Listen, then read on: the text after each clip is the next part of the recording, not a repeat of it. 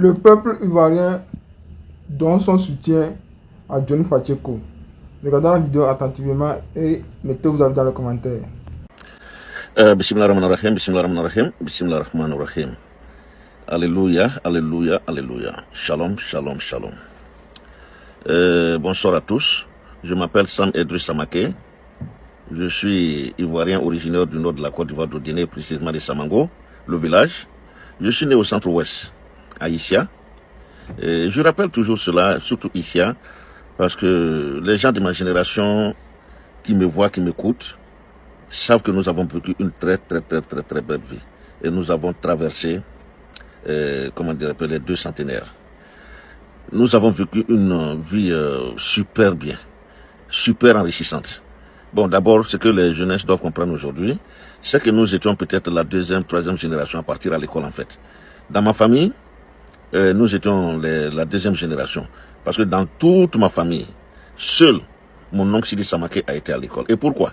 Sidi a été à la place de mon père. Mon grand-père a préféré mettre Sidi Samaké à l'école. Parce qu'il le trouvait un peu turbulent. Et c'est ainsi que, pour le calmer, donc comme une punition, il l'a mis à l'école. Et c'est ainsi que lui, il est là à l'école. Et après, Dieu merci, grâce à mon oncle Sidi, nous autres, on allait à l'école parce que d'abord, mon grand frère, l'aîné de ma famille, Vakaba, Sidi a exigé que Vakaba aille à l'école. Et Vakaba, à son tour, a exigé à notre père que nous allons à l'école. C'est ainsi que mon père a décidé de nous scolariser tous. Pourquoi? Parce qu'il était ami intime au secrétaire général du PDCI Aïcha, Ourega Seri Ourega. Donc, étant dans la sphère de la politique, disons avec son amitié pour le secrétaire général, qui avait tous ses enfants à l'école, femmes comme garçons, le vieux, sous les conseils de notre grand frère, a décidé à son tour de nous scolariser. Mais, il y a eu un mais. Mon père en fait voulait mettre tous ses enfants, filles comme garçons. Et c'est là que son petit frère, qui avait fait des études coraniques, a dit non, les femmes ne seront pas scolarisées. Elles sont préparées à être mariées, elles ne vont pas aller à l'école des Blancs et refuser un jour de se marier. Et il a mis son veto. Et dans notre famille, Madeng, l'oncle a plus d'importance que le père, toujours. C'est l'oncle qui décide tout. Il a droit de vie et de mort sur les enfants de son grand frère, en ce moment. Et c'est ainsi que mes sœurs, malheureusement, ne sont pas allées à l'école. Tandis que mon oncle Sidi Samaké a mis ses filles, ses garçons, tout le monde allait à l'école. Tout le monde a eu cette chance là-bas. Et mes sœurs, elles se sont plaintes après, bon, elles n'ont pas eu cette chance. Mais nous, on a eu la chance d'aller. Et en ce moment, on nous payait tout. Les fournitures, même les culottes, les habits que nous portions, nous étaient distribués. Et ce n'est que, je crois, 3 ans après que nos parents devaient acheter. Mais dans les premières années, c'est le gouvernement qui fournissait tout. Nous étions gâtés, nous étions franchement gâtés. Il faut le reconnaître, on était gâtés. Et ce n'est que 2 ans, 3 ans, 4 ans après, je pense. 3 ans, hein, pour nous en tout cas. Bon, pour nos grands frères, eux, ils ont fait tout leur circuit, c'était gratis. C'était, voilà. Donc voilà, c'est ainsi qu'avec la politique aussi du dialogue, rien que du dialogue, nous avons été élevés. Et aujourd'hui, nous subissons les bienfaits et les inconvénients de cette politique. Si l'Ivoirien est doux, très doux en politique, c'est grâce au dialogue de Houphouët-Boigny. Si l'Ivoirien est passif aujourd'hui, tout ce qui se passe en Côte d'Ivoire aujourd'hui, cette passivité des Ivoiriens, cela est dû. C'est la conséquence du dialogue que Houphouët nous a inculqué, la paix que Houphouët nous a mis dans la tête. Houphouët a dit qu'il préférait le désordre à l'injustice. Donc il préférait ça. Donc il n'a jamais voulu qu'il y ait de désordre chez lui. Et quand on dit désordre, le désordre provient d'où? Quand les gens se lèvent pour dire non, à compenser, à revendiquer leurs droits. Donc, aucune structure en Côte d'Ivoire ne pouvait revendiquer ses droits. Toutes les structures faisaient partie du PDCI RDA. Et le PDCI a fait tout. Et il fallait être un membre du PDCI pour pouvoir être, par exemple, secrétaire général des travailleurs, secrétaire général du MESI, des enseignants, parce que c'est le corps qui se révoltait le plus. Donc, il fallait être du PDCI. Et il fallait montrer patte blanche pour que tu aies accès à ces postes-là. Et à ces postes-là, ils étaient gâtés. Donc, en aucun cas en Afrique, en fait, en Côte d'Ivoire, les grèves pouvaient prospérer. En aucun cas, le soulèvement pouvait prospérer. Il faut tout faire pour éteindre. Quel que soit d'où c'est venu, il a tout fait pour éteindre. Il y a eu une fois, peut-être, le mieux ici, mais c'est pas allé loin. Et il a fallu attendre. J'étais déjà ici, la venue de la promotion Machette, Blé Goudé, Soro Guillaume et autres, pour voir un syndicalisme digne de ce nom en Côte d'Ivoire. Il n'y avait pas de syndicalisme en Côte d'Ivoire.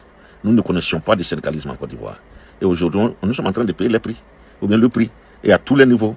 Si Ouattara fait ce qu'il veut aujourd'hui en Côte d'Ivoire, c'est parce que l'Ivoirien n'est pas habitué à se révolter. C'est parce que l'Ivoirien n'a jamais eu dans l'idée qu'il peut se révolter pour avoir quelque chose. Et sans lutte, il n'a rien. C'est aujourd'hui, nous le comprenons. Les gens de ma génération ne comptaient pas sur eux. Et même 3 générations après. Et jusqu'à aujourd'hui, c'est impossible. Donc voilà de quoi nous souffrons aujourd'hui. Et ceux qui sont à l'extérieur, si vous comprenez bien, c'est ceux qui sont à l'extérieur qui sont à la pointe aujourd'hui de la révolte ivoirienne. Johnny Pacheco, Soulé de Paris, Lagueb, Blindé, et j'en passe. Vous comprenez ça? Sur le territoire ivoirien, il ne peut pas. Babo connaît. Sur le territoire ivoirien, c'est impossible. C'est carrément impossible. Donc, je vous fais ce rappel, ou bien je vous dis ça pour dire que, c'est-à-dire, n'en veuillez pas à notre peuple. On ne doit pas s'en vouloir nous-mêmes. C'est comme ça qu'on a été façonnés. Oufoué nous a façonnés comme ça. Bédi est venu, il nous a façonnés comme ça. Seul Gbagbo nous a montré le chemin de la lutte. Seul Gbagbo a pu le faire. Mais déjà, l'immense majorité était timorée. L'immense majorité, dont je fais partie. On n'a jamais accepté de casse en Côte d'Ivoire. Donc aujourd'hui, les jeunes qui se battent, et qui sont sincères, qui ont la fougue de leur âge, comme Johnny Pacheco. Je parle de ces jeunes ici beaucoup. J'ai vu une dame qui a fait une vidéo pour dire que nous devons venir en aide à Johnny. Mais nous sommes prêts pour Johnny. Moi, je suis prêt pour Johnny. De quelle aide il s'agit? Financière ou bien financière? Nous avons, bon, je crois, peut-être tout le monde ne l'a pas. Moi, je l'ai fait. D'une manière anonyme. Ça m'a annoncé, machin, je fais transfert par mes cousins et autres. Je veux vraiment que Johnny n'abandonne pas. En toute sincérité. Moi, je suis venu sur les réseaux, mais disons que il a fallu que Johnny soit là. Il a fallu que les Soulés soient là. Je les ai écoutés, ils m'ont beaucoup inspiré. Niamsi, que j'aime beaucoup, il a fallu aussi que Niamsi soit là. Niamsi, l'intellectuel, bien sûr, camerounais, qui me plaît beaucoup, mais dont je n'apprécie plus toutes les prises de position, surtout le fait d'avoir refusé d'aider Johnny. Là, je ne lui pardonne pas ça. Mais à part ça, Niamsi est un garçon bien. Un garçon très bien. Tu vois, personne ne doit se croire supérieur, il n'y a pas de surhomme.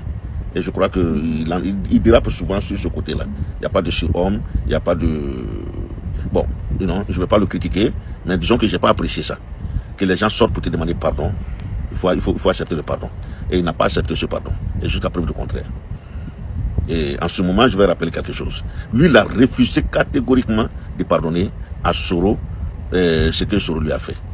Mais Guillaume Soro, pardon, à Pacheco, Guillaume Soro, je m'excuse, hein, c'est pas Soro. Je veux parler, ce que je voulais dire, c'est en cela que je viens. Il a refusé, Niamsi a refusé de pardonner à Pacheco.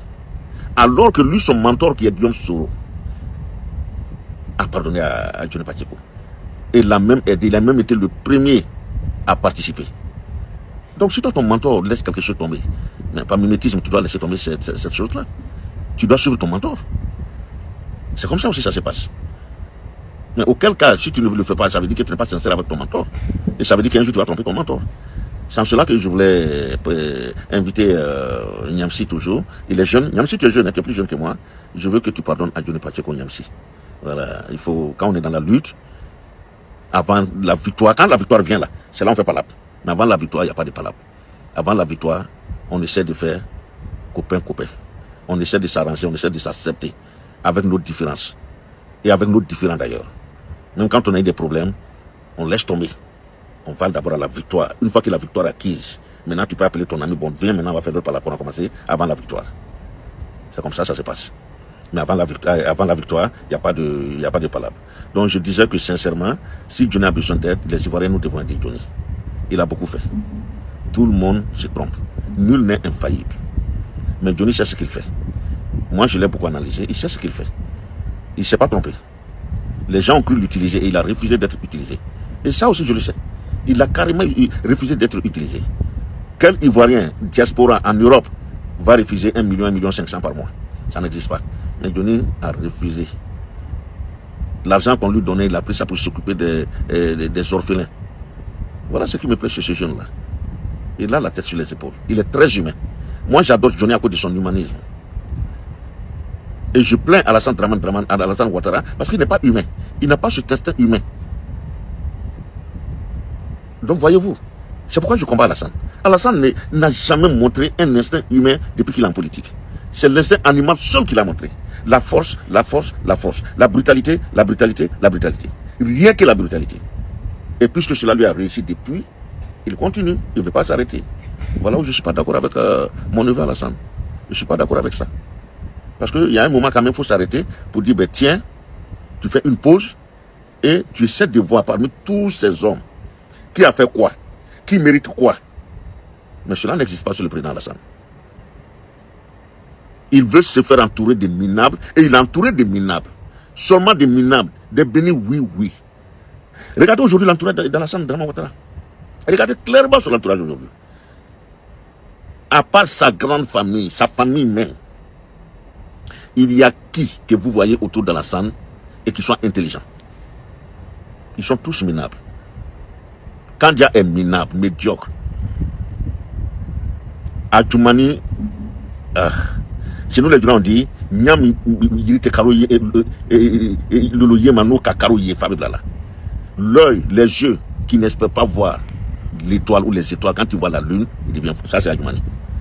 Donc lui c'est un cancre. Il vaut rien du tout. Il vaut absolument rien du tout. Patrick Hachi. Lui aujourd'hui, il a tellement volé. Il a tellement volé pour les mettre dans les offshore qu'il rejoint la trame de Mobutu Sese Seko. Quand il va mourir, cet argent revient au blanc directement. Pas sa famille. Et il va mourir bientôt, il le sait. Pas sa famille. Mais après cela, il y a qui d'autre autour d'Alassane? Son petit frère ou fils, Téné Brahima, Nassere, sa nièce, ses nièces, ses différentes nièces, ses soeurs, ses différents gendres. Mais après, il y a qui? Qui est autour d'Alassane aujourd'hui? Qui est autour d'Alassane aujourd'hui qui peut dire à Alassane, président, je n'accepte pas? Qui peut être téméraire autour de lui aujourd'hui, comme Soro Guillaume l'a été, pour dire, président, je ne veux pas, je n'accepte pas? Cela n'existe pas. Il faudrait qu'ils font pipi dans leur culotte, mais quand Alassane tombe aujourd'hui. C'est des choses qu'on apprend. Et c'est vrai, je n'en sais rien. Mais c'est possible. Mais Dominique, elle ne peut rien dire aujourd'hui. Parce que son fils et sa famille élargie profitent de la Côte d'Ivoire aujourd'hui. Font saigner la Côte d'Ivoire aujourd'hui, Dominique. La famille de Dominique fait saigner la Côte d'Ivoire aujourd'hui, à commencer par ses enfants. Elle ne peut rien dire. Donc qui d'autre aujourd'hui peut raisonner à Alassane? Ça n'existe pas. Personne ne peut raisonner à Alassane aujourd'hui.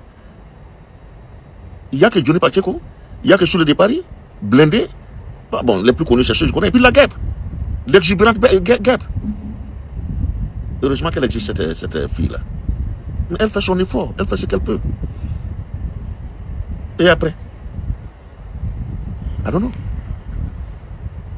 Donc Alassane aujourd'hui, il est devenu un dictateur. Pur et dur. Et quand on dit dictateur pur et dur, ça veut dire dictateur sanguinaire. Impitoyable. Alassane est impitoyable aujourd'hui. Il est impitoyable aujourd'hui. Je ne vais pas faire des rappels ici. Parler de ses ingratitudes, non. Mais c'est le fait d'être impitoyable. Et là, je reviens maintenant à ma famille, aux nordistes, aux Ténéka, aux membres, aux nordistes. Le nordiste est par essence intolérant. On est très intolérant chez nous. On est très intolérant.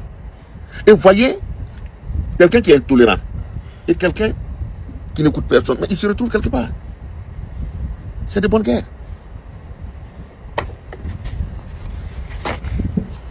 C'est de bonnes guerres. Donc Alassane est intolérant. Il est sanguinaire. Et nous, on est intolérants. Mais on se rejoint. Mais on tombe d'accord. Et maintenant, ajouter à quoi? À l'immense analphabétisme de cette horde, à cette horde de population qui a suivi Alassane, qui a toujours suivi Alassane. Qui pour un oui, pour un non, prendre la machette, je vais l'égorger. Et il s'est toujours trouvé des gens dans l'entourage qui accompagnent toujours les dictateurs. J'en veux pour preuve Abdou Richard. Et aujourd'hui, Brahma connaît. Je trouve tellement ce monsieur idiot, inculte. Il n'est pas cultivé du tout. Il veut montrer que lui peut faire quelque chose. Brahma, il a cliché de Brahma. Et tu l'as bandu Brahma. Yeah. Brahma ko bien banafala masaya. Brahma connaît. Ko bien banafala masaya. Pouvoir me brûler, c'est un pouvoir éphémère. Adou Richard Lebro, Ababobro Kadema, Abseka Boebro Kadomo Brebro. Donc, il a bandro. Moi, je suis ton grand frère. Ni qui l'a li quoi. Et quand il a décrit Taota, mais ni qui l'a li. Brahma. Ko bien banafala masaya Brahma. Brahma, il y a une décision fait tanibi. Il y a longtemps. Tu n'es pas dans le droit chemin. Tu n'es pas juste. Si tu étais juste, il y a beaucoup de gens aujourd'hui qui ne vont pas errer dans les rues d'Abidjan. Ça, c'est pas quoi dans la matrice. La première fois que je m'adresse à toi, et je le fais à Nyakano. Donc, sincèrement, Brahma connaît. Moi, je casse sur la chou, qui n'est pas nous. Dans la timide, il n'a pas dit boyala. Il n'y a pas de Brahma ole ole. Ton frère Sam Samake Idriss.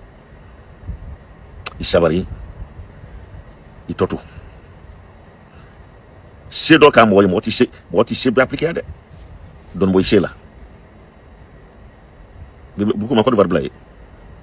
Washina lube ba itake Côte d'Ivoire. Ebe ba tunu. Diboma lube ba itake. Ebe ba tunu. Le n'a pas. Chacun à son tour. Benata Tourlé. Aucun pouvoir n'est éternel, Brahma. Aucun pouvoir n'est éternel. Monsieur le procureur Brahma. Aucun pouvoir n'est éternel. Donc, il faut faire attention. Mets de l'eau dans ton Nyamakoudi. Comme l'a si bien dit mon neveu Alassane. Mets beaucoup d'eau dans ton Nyamakoudi. Sinon, ton Nyamakoudi est trop sucré. Il n'y a pas assez de gingembre dedans. Nyamakou manjaro, mais sukaro uranala. Jido karo. Il est mouroukou garo. Ceci étant, je m'excuse. C'est le conseil que je donnais à mon petit frère Brahma, le procureur. Souvent, il faut s'exprimer dans son langage, dans sa langue, qui est mieux que de s'exprimer en français. J'en reviens toujours à Johnny Pacheco.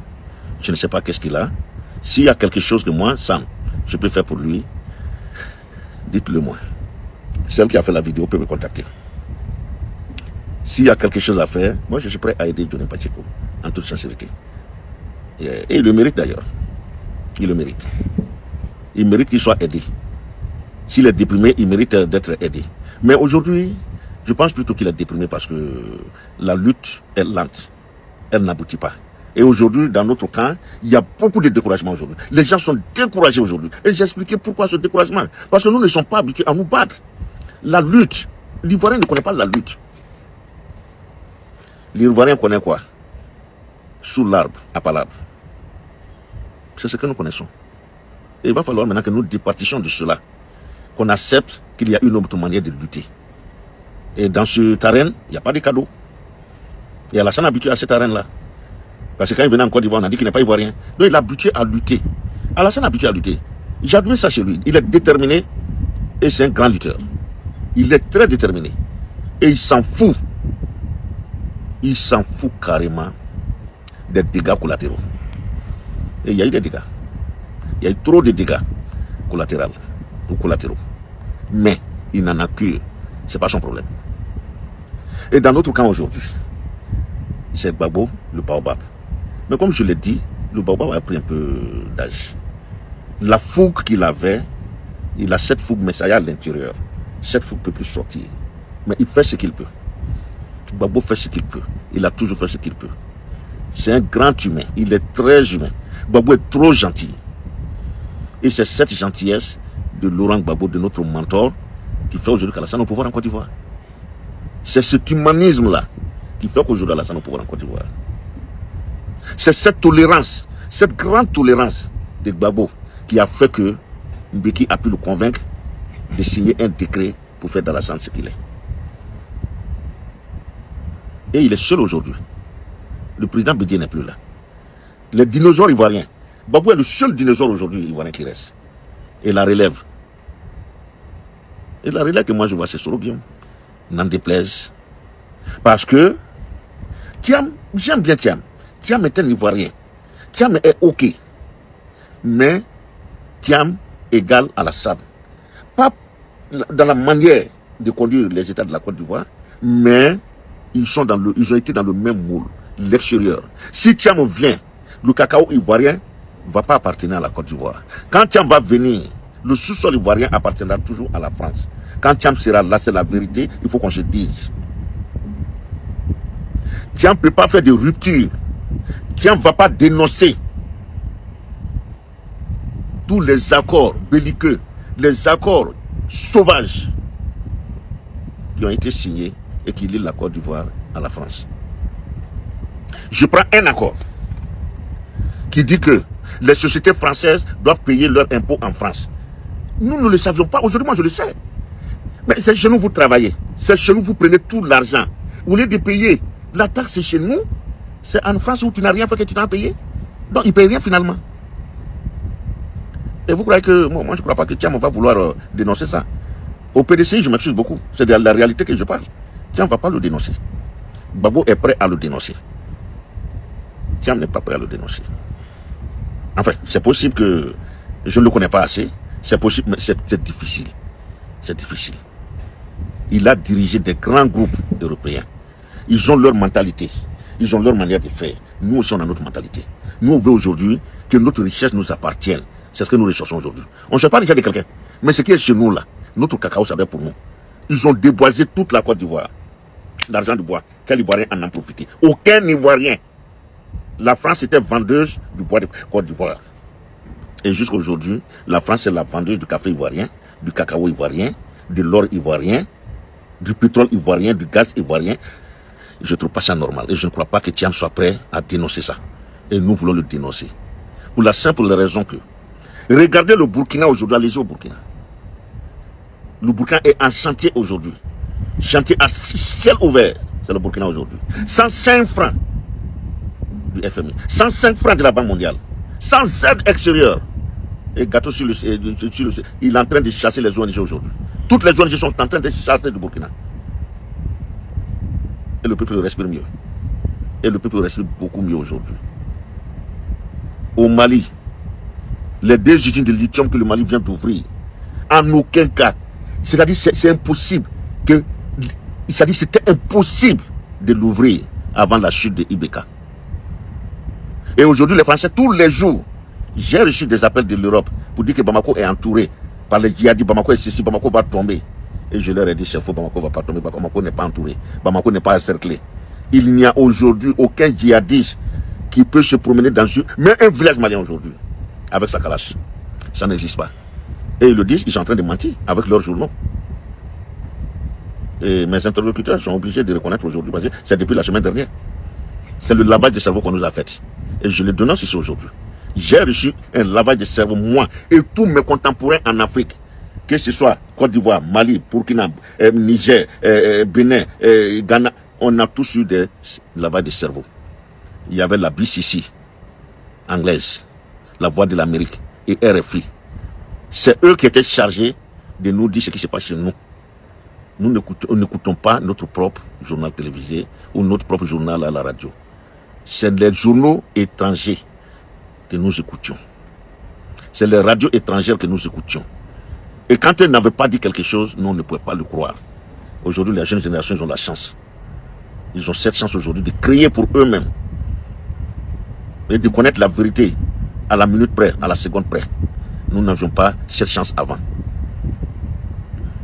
Quand j'étais à Ouangolodougou, j'écrivais une lettre à mon ami resté à Isia. Il fallait que j'attende 3 mois pour recevoir la réponse. Et quand c'est rapide, souvent 2 mois, 4 mois. 2 mois aller, 2 mois retour. Une simple lettre. Voilà comment nous nous informions avant. Donc RFI était le seul canal pour nous d'information. Or, c'est de fausses informations à nous donner. Quand il ne voulait pas d'un président, il parle mal de ce président et nous commençons à haïr ce président. Comme le président Ahmed Sékou Touré. Nous l'avons haï. Pour rien. Pour rien, nous avons haï Ahmed Sékou Touré. Quand ils veulent que vous aimez quelqu'un, ils le préparent. Ils préparent l'opinion d'abord. On prépare notre mind. On prépare notre tête. À cela. Voilà notre génération. Nous n'avions aucune liberté d'expression. Nous n'avions aucune liberté de penser. Liberté de penser, cela n'existait pas. À notre temps, ça n'existait pas. Le Niger est en train de construire, je l'ai dit ici la fois dernière, des raffineries pour son pétrole. Et j'ai dit ici une aberration que j'ai vue dans les... Mais vous ne pouvez pas croire. Houphouët, parce qu'il était le chouchou des Français, a eu la liberté, l'autorisation de construire une raffinerie à Abidjan. Nous n'avons pas de pétrole en ce moment. Et quel pétrole nous raffinons? Le pétrole nigérien. C'est-à-dire qu'ils vont faire sortir le pétrole au Nigeria, et c'est encore, il faut le raffiner, et c'est la France qui vend. Et le pétrole raffiné en Côte d'Ivoire n'a jamais été revendu en Côte d'Ivoire en ce moment. Comment vous pouvez croire à ça? Le pétrole qui est raffiné selon ce moment-là, ce n'était pas vendu en Côte d'Ivoire. C'était raffiné et remettre dans les tanks bateaux, et puis la France allait les distribuer où elle voulait. Voilà cette aberration. Et aujourd'hui, le Niger a le pétrole, et le Niger est en train de construire une raffinerie. J'ai été étonné, dans très longtemps de cela, que le Tchad a du pétrole en gogo, et ils ont fait des pipelines du Tchad au Cameroun. Quelle aberration. Au lieu de construire des usines de raffinage. Heureusement que Kadhafi était intelligent. Les pays arabes là, ils n'ont jamais accepté ça. Ça se produit chez eux, ça se raffine chez eux. Le Koweït ne raffine pas son pétrole ailleurs, l'Arabie Saoudite non. Tout est fait chez eux. Et ils peuvent vendre avec la plus-value. Mais nous les Africains, on nous met dans la tête qu'on ne peut pas construire ces usines chez nous. Parlant de la bauxite, que la Guinée recèle et qui est exploitée depuis des décennies en Guinée. Il n'y a pas une seule usine pour raffiner la bauxite guinéenne. Et vous trouvez ça normal? Non, je ne trouve pas ça normal. C'est ça aussi notre combat aujourd'hui. C'est ça notre combat aujourd'hui. La jeune génération, partout où vous serez, allez à l'école professionnelle. Formez-vous. L'Afrique aura besoin de vous demain. Parce que c'est enclenché au Mali, ça ne va plus s'arrêter. Vous n'aurez pas du tout à sortir demain. Au contraire, ceux qui sont déjà ici, au Canada, en Europe, arrêtez de faire les petits boulots, allez à l'école, formez-vous. Formez-vous dans toutes les techniques. Formez-vous dans tous les domaines. Arrêtez la bureaucratie. La bureaucratie ne donne rien. La bureaucratie... Ce n'est que dans les pays francophones que la bureaucratie génère. Et moi aujourd'hui je comprends. Pourquoi la bureaucratie chez nous en Côte d'Ivoire? Parce qu'on ne veut pas construire d'usine. Ils ne veulent pas faire des choses qu'on peut fabriquer. Où on va avoir la plus-value. Où la main d'œuvre peut être employée. Vous venez prendre nos choses, amener chez vous. Et nos gens, des enfants qui vont là-bas, doivent aller travailler dans ces usines. Pourquoi ne pas construire ces usines-là chez nous? C'est tellement simple. Les Arabes ont refusé ça. Je n'aime pas les Arabes, mais ils ont refusé ça. Les Arabes ont refusé ça. C'est pourquoi les Arabes ne sortent pas. Ils sont riches. Leur richesse est chez eux. Tout est exploité chez eux. Et pourquoi les Africains ne peuvent pas faire la même chose? Mais de toute façon, c'est enclenché. Le Mali a été pionnier. Et aujourd'hui, le Burkina s'est engouffré, le Niger s'est engouffré, et bientôt la Côte d'Ivoire. Et quand la Côte d'Ivoire, ça va s'engouffrer, ben, je suis sûr que le Togo, le Bénin vont suivre. Et si cela suivent, l'Afrique de l'Est, ça va changer. L'Afrique australe, ça va changer. Yes. Je suis sûr de cela. Maintenant, nous autres, alhamdoulilah, que Dieu nous donne l'envie pour voir cette transformation. Pour voir, moi, je veux vivre assez longtemps, pour voir les Français venir émigrer en Côte d'Ivoire, venir émigrer au Mali, au Burkina et au Niger, qui cherchent, qui viennent, c'est-à-dire, je vais faire une plantation, je veux qu'un Français vienne travailler dans ma plantation. Et je ne vais pas lui donner machine, je vais lui donner d'abord, il va cultiver. Et ça arrive. C'est très bientôt. Et ça sera pour très bientôt. Ils vont venir travailler chez nous. Et pourquoi cet optimisme-là? Parce qu'Alassane, c'est fini. Le pouvoir d'Alassane n'existe plus. C'est une question de temps maintenant. Nous attendons, je ne sais pas comment. Par quel acheminé. Mais je sais que Dieu a mis un terme au pouvoir d'Alassane en Côte d'Ivoire. Les Français s'accrochent à lui. Les Américains même s'accrochent à lui. Mais il est fini. Croyez-moi, c'est fini. Ce pouvoir n'existe plus. Hier, il est là, symboliquement, je peux dire. Mais physiquement, il est en train de disparaître, il va disparaître.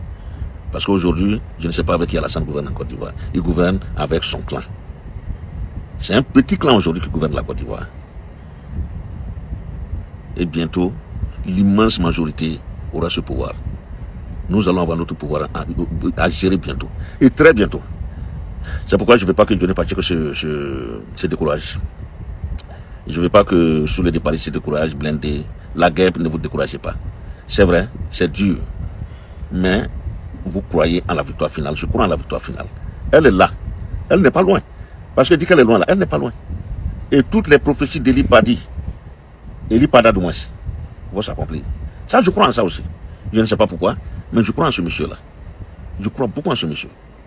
Tout ce qu'il a dit, ça va se réaliser. C'est une question de temps. Le temps de Dieu, le temps des humains, c'est différent. Et chaque chose a son temps. Et c'est en train de venir. C'est en train de venir. Donc, ce que je vais vous dire, soyez tranquilles. Nous avons été formatés par le dialogue. Mais Dieu est avec nous. Dieu sait ce qu'il va faire pour nous enlever dans ça. Dieu le sait. Nous nous en remontons à Dieu. Aujourd'hui, les musulmans ivoiriens s'en remettent à Dieu. Cela va étonner beaucoup les Ivoiriens. Mais il y a l'immense majorité des musulmans aujourd'hui qui ne parlent pas, qui voient, qui ne parlent pas, mais qui sont contre. Qui sont contre plus que moi. Mais ils n'ont pas le courage de faire comme moi. Ils n'ont pas aussi les moyens qui leur permettent de faire comme moi. Parce que le premier moyen que j'ai, et qui est l'un des moyens les plus, c'est-à-dire le meilleur, c'est la liberté que j'ai. C'est l'indépendance que j'ai de le faire. C'est le fait de le faire et de dormir bien, de manger, de me faire soigner et d'avoir le minimum vital pour vivre. Donc, alhamdulillah, alléluia. Dieu m'a donné ces moyens. Eux n'ont pas ces moyens aujourd'hui. Eux ne survivent même pas. Il y a beaucoup aujourd'hui à Côte d'Ivoire qui ne survivent même pas. Je ne sais pas quel mot employer, mais ils ne survivent même pas. Il y a des membres de ma famille, j'en sais quelque chose. Mais ceux-là aujourd'hui, il ne faut pas leur parler d'Alassane. Mais ils se taisent, ils ne peuvent pas parler. Ils sont muets. Ils sont tous muets aujourd'hui. Donc ne croyez pas, mes frères du sud, du centre, de l'ouest, ne pensez pas que tous les nordistes sont alassanistes. Ce n'est pas vrai. Tous les nordistes ne sont pas alassanistes. L'immense majorité des nordistes n'est pas alassaniste. Yes, il y a une minorité bruyante, barbare, analphabète, idiot, qui font que les gens ont l'impression qu'ils sont nombreux, ils ne sont pas nombreux. C'est un peuple affamé aujourd'hui. Parce que s'il faut aller dans un meeting avec une boîte de sardines, 500 francs, 1000 francs, la Côte d'Ivoire en est réduite à cela aujourd'hui. Les habitants ivoiriens sont réduits à cela aujourd'hui, à la mendicité extrême, à ciel ouvert, immense. La population ivoirienne aujourd'hui est mendiante et elle est prête à aller dans les stades, à aller remplir et bien payer, pourvu qu'à la sortie on leur donne 500, 1000 francs, boîte de sardines et une miche de pain. Aujourd'hui, notre population est en est réduite à cela. C'est une honte. C'est un échec crucial pour Alassane. C'est un grand échec du RHDP. C'est l'échec du RDR. C'est l'échec du grand économiste hors pair, Alassane Dramane Ouattara, mon neveu. Il a échoué sur tous les plans. Sur tous les plans, Alassane a échoué. Sur tous les plans, Alassane a échoué. Et Alassane refuse de partir. Et il se trouve des gens aujourd'hui pour dire oui. Ils ne le disent pas. De gaieté de cœur. Ils sont obligés de le dire. Aucun d'eux aujourd'hui n'est happy. Nobody is happy in Ivory Coast today. No happiness in Africa today. Ivory Coast today, I'm sorry. Nobody is happy. Nobody is happy in Ivory Coast today. Personne n'est content aujourd'hui en Côte d'Ivoire. Personne n'est heureux aujourd'hui en Côte d'Ivoire. Ceux qui sont pour insulter, ils le font pour avoir une boîte de sardines et une miche de pain. Mais un débat, il ne peut pas faire un débat avec qui que ce soit. Ça n'existe même pas. Que Dieu nous aide. Notre Côte d'Ivoire, la Côte d'Ivoire du Fouet-Boigny.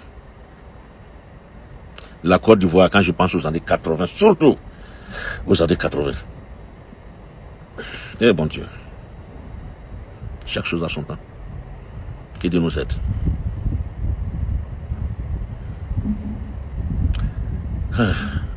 Dieu, aie pitié de la Côte d'Ivoire. Please. Dieu, aie pitié de la Côte d'Ivoire. Les Ivoiriens t'en seront gré. Please, please, please God. Dieu, nous implorons ton pardon. Nous implorons ta grâce today, aujourd'hui. Nous t'implorons. Débarrasse-nous de ce pouvoir sanguinaire. Débarrasse-nous de ce pouvoir qui n'a fait que trop de mal. Qui n'a fait que trop de mal. Qui a endeuillé presque toutes les familles ivoiriennes. Eh Dieu, nous t'implorons. Nous comptons sur toi, Dieu. Il n'y a que toi qui compte pour nous aujourd'hui. 99% des Ivoiriens aujourd'hui ne comptent que sur toi, Dieu. Merci beaucoup. Salam alaikum. Shalom.